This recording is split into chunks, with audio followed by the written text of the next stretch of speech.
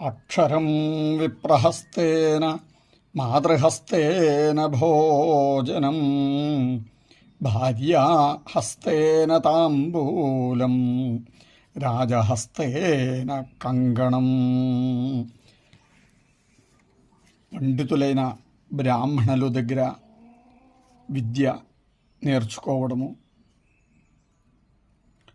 తల్లి చేతిలో భక్షణం స్వీకరించడము, భార్య చేతిలో తాంబూలం స్వీకరించడము, రాజు చేతిలో సన్మానాలు కంగణం స్వీకరించడము శ్రేష్టమవును అని శాస్త్రం.